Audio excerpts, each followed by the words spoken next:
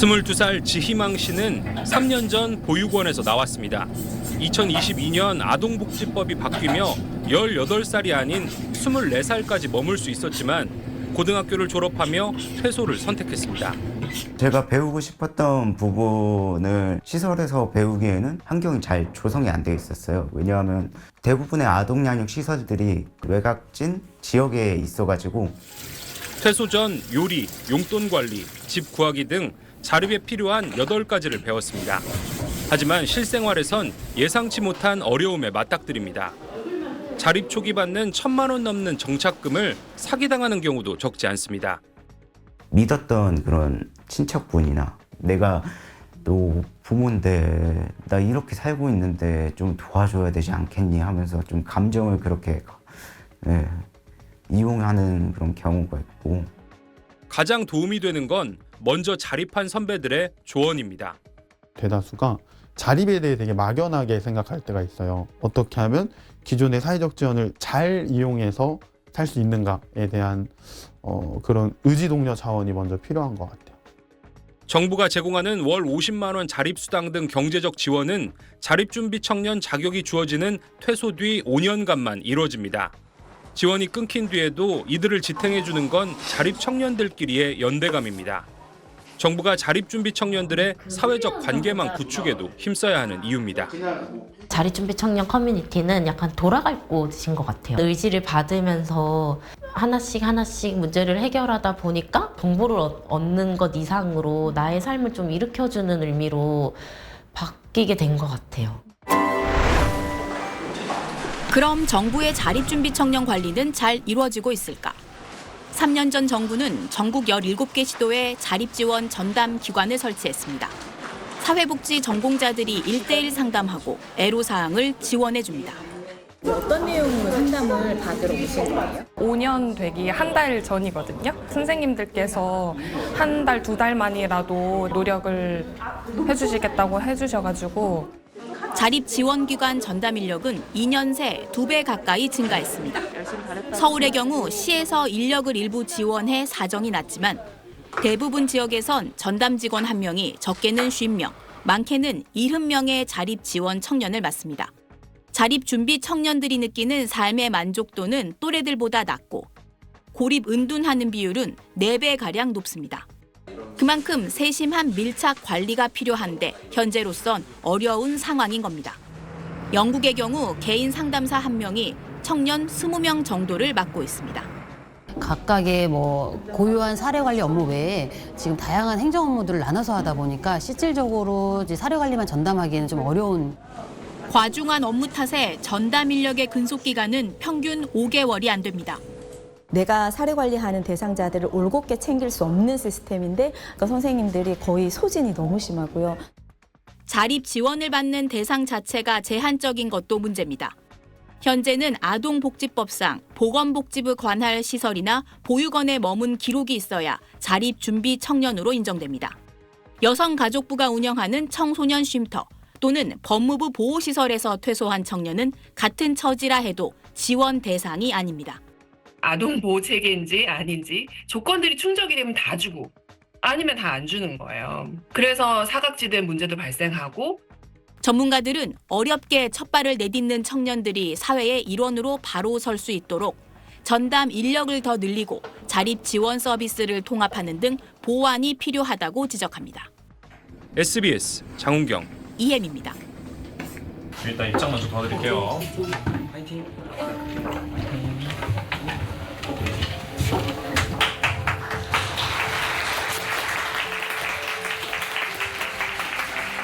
한 해를 마무리하는 12월. 조금은 특별한 공연이 무대에 올랐습니다.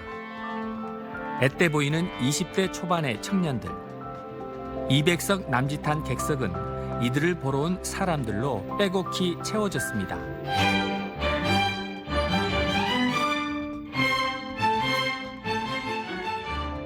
떨리는 손끝으로 연주를 이어가는 청년들. 이들의 삶에는 음악보다 더 깊은 이야기가 담겨 있습니다.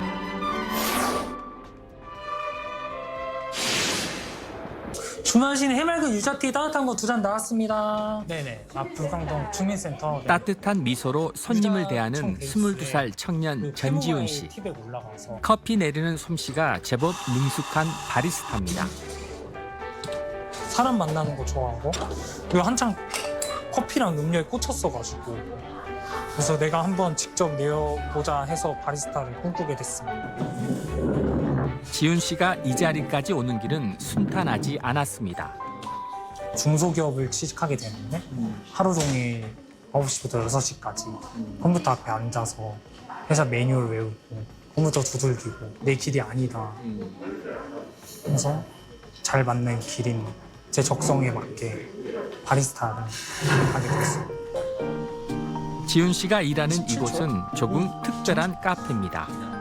자립준비 청년들에게 일자리와 꿈을 함께 갖게 하기 위해 만들어진 곳인데요. 보육시설에서 자란 지훈 씨는 고등학교를 졸업한 뒤 자신만의 길을 찾으며 자립을 준비하고 있습니다. 내가 좋아했던 꿈이 그래서 여기 와서 이제 잘 배우고 잘 익숙해져가지고 지금 너무 재밌고 행복하게 바리스타 하고 있습니다. 누군가에게는 평범할 수 있는 일상이지만 지훈 씨에게는 스스로 만들어가는 첫 번째 인생입니다. 바리스타 일을 마친 뒤 지훈 씨가 꼭 들르는 곳이 있습니다.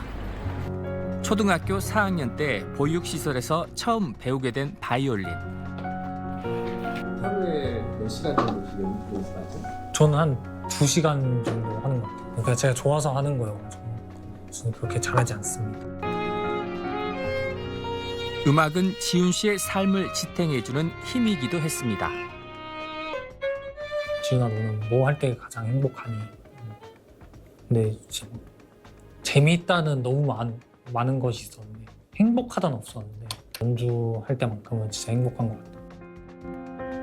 그런 지훈 씨에게도 2년 뒤는 걱정으로 다가옵니다.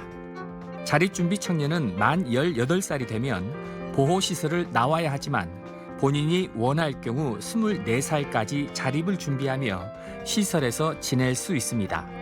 일단은 너무 모르는 게 많고 어리고 돈도 없고 그리고 진짜 독립 자립이 나 스스로잖아요. 지금까지 어른들이 다 해주고 누군가 다 해주고 했는데 이제 그 모든 걸 혼자 해야 되니까 엄두가 안 나는 거죠. 그래서 저는 연장을 신청하게 됐습니다. 홀로서기가 아직은 막막한 지훈 씨에겐 함께 기대고 의지할 친구들이 있습니다. 지훈 씨처럼 음악을 사랑하는 자립준비 청년들이 모여서 만든 클래식 음악단 단원들인데요. 이들이 연말을 맞아 3번째 정기 음악 공연을 갖게 됐습니다. 음악이 주는 힘을 세상 사람들과 함께 나눠보자. 자립준비 청년의 이야기를 당당하게 말하고 싶었고요. 또한 자립준비 청년들의 희망적인 이야기를 풀어내고 싶었습니다. 나동화 단장 역시 자립준비 청년입니다. 지난해 3월 자립준비 청년 3명이 모여서 시작한 모아 앙상블이라는 음악 모임은 1년 새 12명으로 늘어났는데요. 이번 연말 공연에는 음악대학 학생들을 비롯한 음악가들이 재능 기부로 함께 참여해 풍성한 무대를 준비했습니다. 그 힘든 상황에서 음악을 좋아해서 한 거잖아. 선생님이 진짜 찡한 거야. 테크닉은 좀 부족할 수 있는데 이 우리 연우나 지훈 씨나 선빈 씨의 그 감정이 딱 전달이 된 거야. 내가 이게 음악이 이거구나. 모아 앙상블에서 첼로를 연주하는 이선빈 씨. 음악으로 대학에 진학한 실력이지만 솔로 연주를 맡아 부담이 크다고 합니다. 혼자 솔로를 해야 되니까 그게 더 압박감이랑 부담감이 좀 있는 것 같고 매번 떨리고 긴장되는 것 같아요. 무대를 쓰는 게. 떨리고 긴장되지만 최선을 다해 준비하는 무대. 선빈 씨는 자신들의 음악이 많은 사람들의 마음에 닿기를 바라고 있습니다. 열심히 준비한 만큼 관객분들이랑 좀 보여드리고 싶고, 그리고 같이 준비하는 다른 친구들도 같이 함께 우리가 이런 음악을 준비하고 만들었다는 걸 보여드리고 싶어요. 보육시설에서 자란 선빈 씨는 4년 전 만 18세가 되면서 곧장 홀로서기를 선택했습니다. 정부로부터 주거 지원금을 받아 얻은 집은 몸 하나 누이고 쉴 수 있을 만큼의 공간. 최소한의 살림 도구들만 있는 이 작은 방이 전부지만 선빈 씨에겐 소중한 공간입니다. 좁은 건 어쩔 수 없지만 나름 만족하면서 지내고 있는 것 같아요. 누구보다 빨리 자립하고 싶은 마음이 컸다는 선빈 씨. 하지만 홀로서기는 생각만큼 쉽지 않았습니다. 처음에는 좀 뭔가 혼자 마음대로 할 수 있다고 생각해가지고 좀 그런 것도 있었는데 막상 나오니까 힘든 것도 많고 막막했던 것도 좀 있어가지고 항상 계속 같이 누군가랑 살다가 혼자 이제 살아야 되는 거니까 뭔가 좋으면서도 또 한편으로는 외롭고. 막막함과 외로움, 막상 자립은 했지만 마주하는 모든 순간들이 낯설었고 혼자 살아가는 일상은 온통 물음표였습니다. 사실 지금 저 전등을 갈아야 되는데 방법 할 줄을 몰라. 게다가 자립 청년을 위한 주거 지원은 2년마다 재계약을 해야 합니다. 내년엔 다시 또 집을 알아봐야 한다는 선빈 씨. 매달 나오던 50만 원의 자립 수당도 내년이면 종료돼 고민이 깊어집니다. 그래서 내년이 될 걱정이 하죠.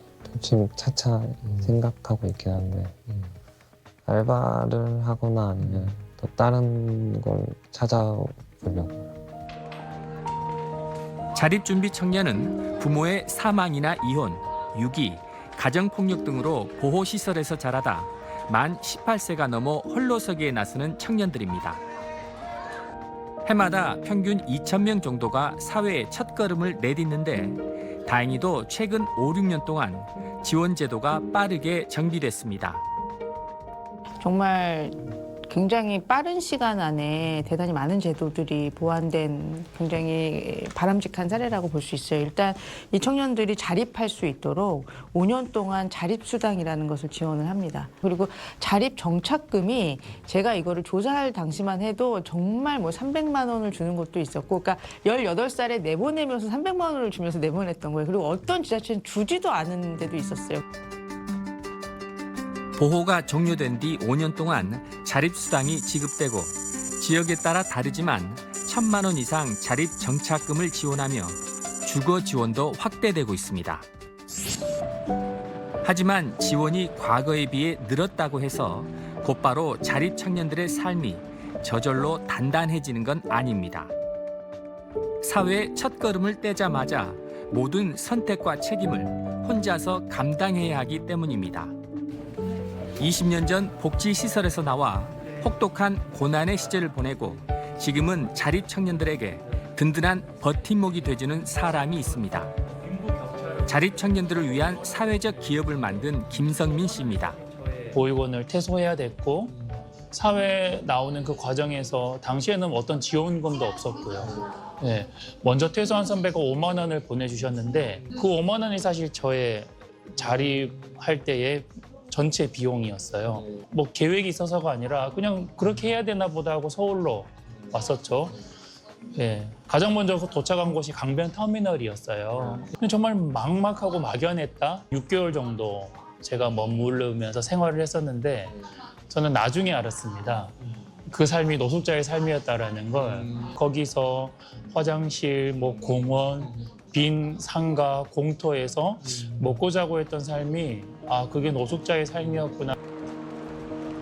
준비 없이 세상에 던져졌던 많은 자립준비 청년들이 범죄에 노출되거나 극단적인 선택을 시도하는 모습을 옆에서 지켜봐야 했던 성민 씨.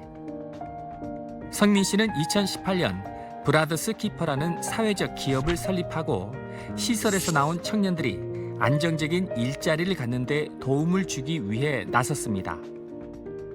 사회적 기업은 정말 특별한 규칙이 있거든요. 취약계층을 의무적으로 고용해야 됩니다. 그런데요, 정말 충격적이게도요, 2018년도에 자립준비 청년을 한 명도 고용하지 못했습니다. 왜냐하면 이 사회적 기업이 이야기하는 취약계층 기준에 자립준비 청년이 빠져 있었어요. 제가 그래서 너무 황당하잖아요. 그래서 이 법을 만드신 분을 찾아갔거든요. 그런 친구들이 있는지 몰랐다.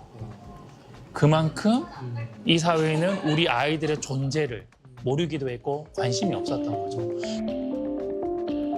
성민 씨의 열정적인 노력으로 자립준비 청년이란 말이 법에 명시되면서 세상에 알려졌고 그로 인해 관련 법과 제도들이 생겼습니다. 이 과정에서 성민 씨가 주목한 건 지원 제도만으로는 결코 아물지 않는 내면의 상처였습니다. 일자리를 연결해 주는 일을 하면서 정말 많은 아이들이 그만두는 경험들을 많이 했고 중요한 게 아이들의 상처받은 마음을 회복하는 게 더 중요하겠구나. 실제로 아이들과 대화를 해보면 너무 많은 친구들이 정말 작은 실수인데 그걸 너무 큰 실패로 느끼고 있는 걸 제가 많이 보고 있어요. 그래서 정서적인 회복들이 정말 중요하다. 식물을 가꾸고 활용하는 사업을 하게 된 것도 자립준비 청년들이 마음의 상처를 치유하며 지속적으로 일을 할 수 있도록 돕기 위해서였습니다. 식물이라는 이 키워드는 정서적인 회복이라는 단어와 굉장히 밀집한 연결이 되어 있습니다. 사람은요, 사랑을 받을 때보다 사랑을 줄 때에 정서적 회복력이 10배나 높다고 합니다. 그러니까 이 식물에게 관심과 사랑을 줄 때에 이 식물도 잘 자라나지만 그걸 통해서 식물을 기르는 사람의 마음과 이런 상태들이 회복이 된다는 거죠. 지난 7년 동안 브라더스 키퍼에서 일한 자립준비 청년은 27명. 처음엔 자립준비 청년이란 말을 꺼내는 것조차 꺼려하며 주눅들어 있던 청년들은 일을 하면서 어떻게 변해갔을까요?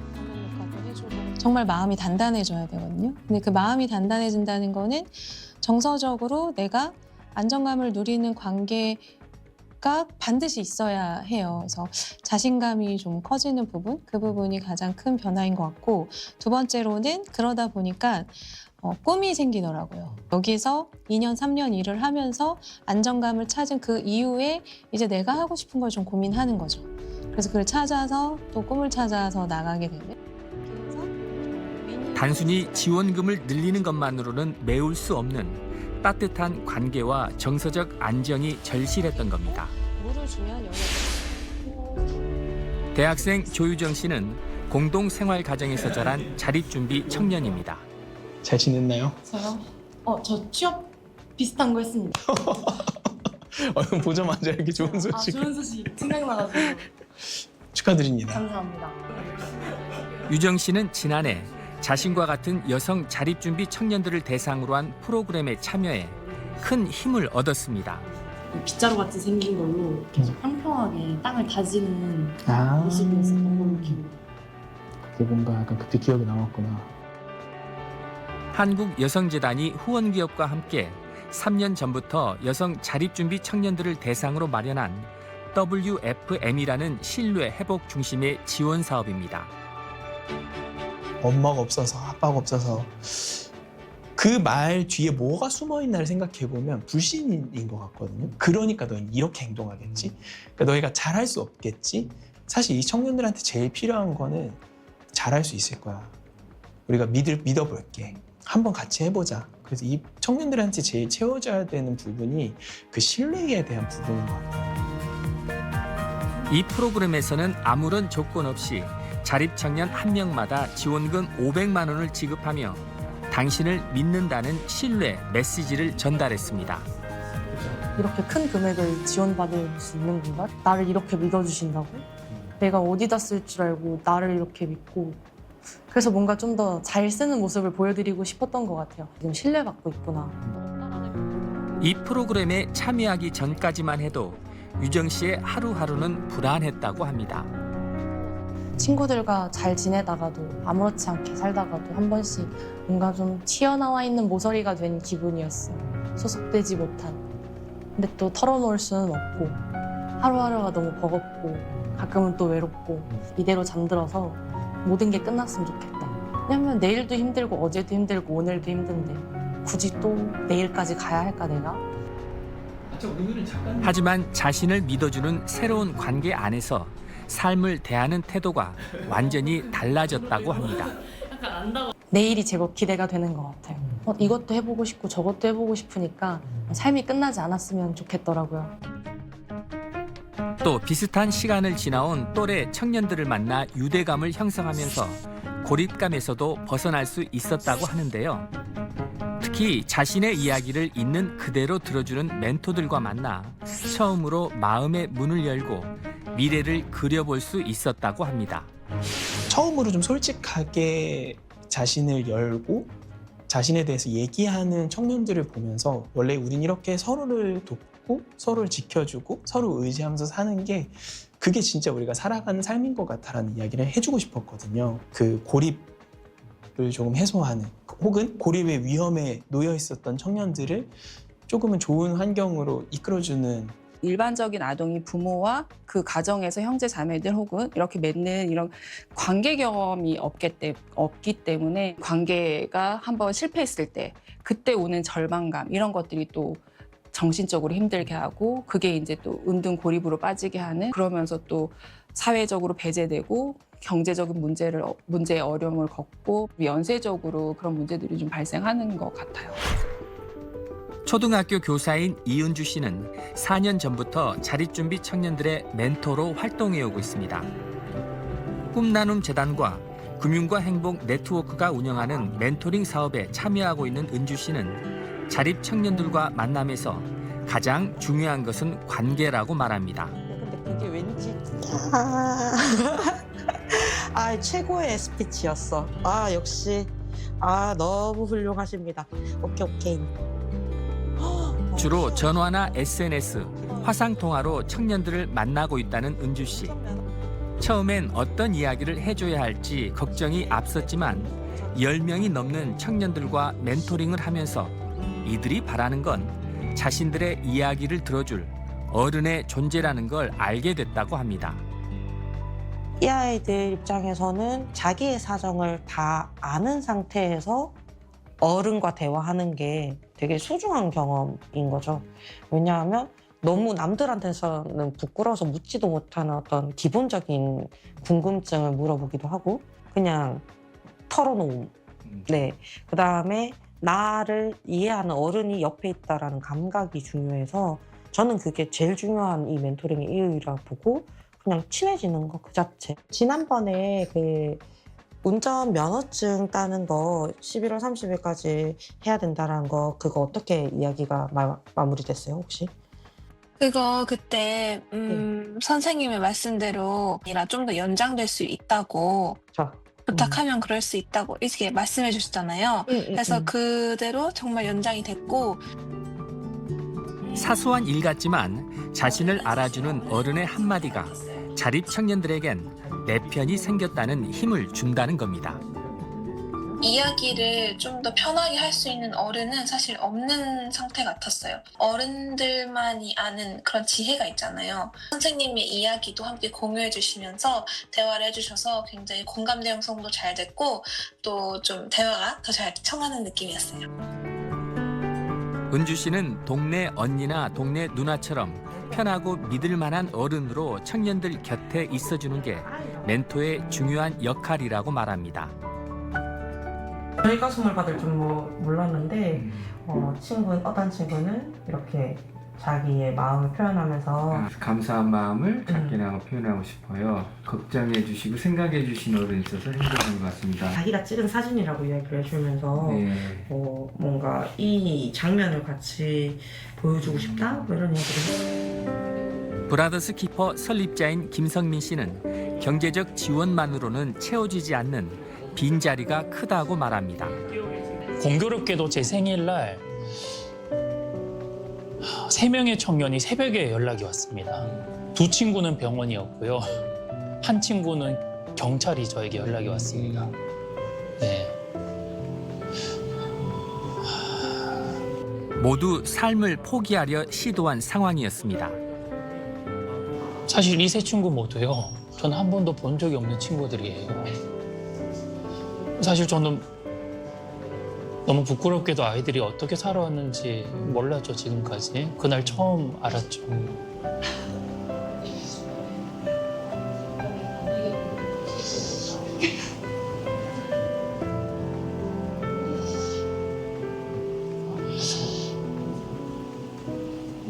주변에 정말 많은 사람들이 있을 텐데 왜 나에게 연락이 왔지? 이 아이들에게 정서적으로 끊임없이 지지해주고 격려해주고 응원해주는 그 아이들의 삶과 상황들을 받아주고 용서해주는 그런 사람이 필요하다고 생각해요. 너희들 이제 그 지원금으로 살아가면 되잖아 라고 이야기하기에는요, 아이들이 마주해야 될 세상은요 너무너무 벼랑 끝에 몰려있는 상황입니다. 시설에서 퇴소한 뒤 5년 이내 연락이 끊기는 자립청년은 10명 가운데 2명꼴에 달합니다. 이들이 어디서 어떻게 살고 있는지 사회는 알 길이 없는 겁니다. 자립준비 청년 지원제도가 발달한 영국의 경우 개인 상담사 1명이 최대 20명까지 자립청년을 밀착 전담하며 만 15세 때부터 필요한 지원을 해주고 있습니다. 영국의 데이터를 봤을 때 연락 두절률이 거의 없어요. 거의 다 연락 95% 이상? 이런 거예요. 나머지 5%는 저는 이제 더 이상 연락하지 않으셔도 돼요. 코퍼레이트 페어런팅이라고 그래서 우리는 부모의 역할을 하는 사람들이야 라고 법률에 명시해놨어요. 그렇기 때문에 밀착 지원을 하는 겁니다. 우리나라도 최근 자립지원 전담요원 제도를 만들었지만 전담요원 1명당 적게는 40~50명에서 많게는 100명 가까운 청년들을 맡고 있어 제대로 된 관리가 어려운 실정입니다. 자립준비 청년들이 늘 얘기하는 게 정말 믿을 만한, 신뢰할 만한 어른 1명이 있었으면 좋겠다, 내 주변에. 그런 부분에 있어서 그 자립지원 전담 인력이 되게 중요하고, 그 자립지원 전담 인력이 핵심이 되는 자립지원 통합 서비스가 많은 자립준비 청년들에게 장기간, 중장기적으로 제공이 돼야 된다. 모아 앙상블의 정기 공연이 열린 날, 검은색 정장으로 단정하게 차려입은 자립준비 청년 단원들이 무대 옆 대기실에 모여 있습니다. 가장 긴장되는 순간, 공연장 모니터 화면을 응시하는 얼굴엔 설렘과 떨림이 교차하는데요. 홀로서기의 외로움 속에 수없이 반복한 연습의 시간들이 아름다운 선율이 되어 공연장 가득 울려 퍼집니다. 자립준비 청년 한 명 한 명의 삶의 이야기가 담긴 음악들.